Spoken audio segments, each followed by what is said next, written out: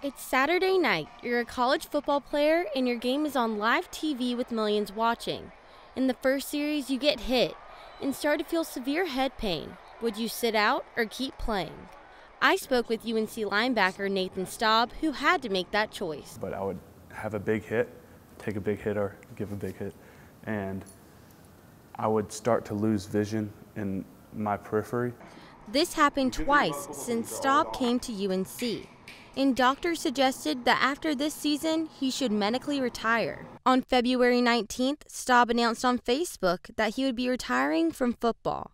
Staub wrote, "I have had issues with concussions in the past, and this season made it clear to my doctors that it would not be wise to continue playing." So it's tough, but especially with the vision things, I knew that I couldn't help my team if I went out there. There was more than the doctor's opinions to consider when Staub made this decision. My grandfather played in the NFL for a long time and then was one of the leading people with CTE.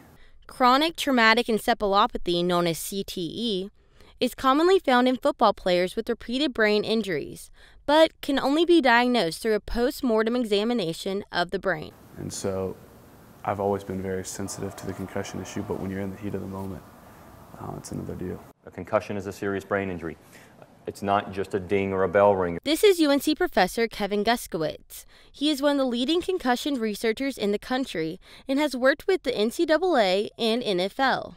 Guskowitz thinks concussion knowledge is causing more players to walk off the field. The difference is that the awareness has created, fortunately, better reporting of concussions. So athletes are no longer playing through them, and there are no longer as many going undiagnosed.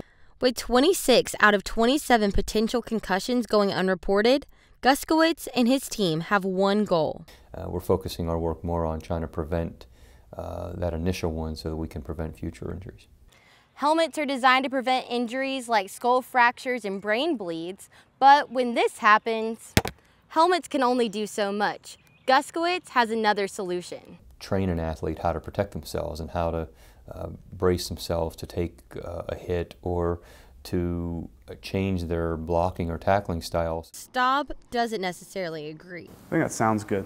You know, they've tried to, I know the football coaches here took steps, especially with the rules changes, to teach us how to tackle, but football's a violent game. So what does Staub think football players should do to prevent concussions? Not play football. I don't know. Although Staub will miss walking through the tunnel on game day, his long-term health was more important. In Chapel Hill, I'm Morgan Ammons reporting.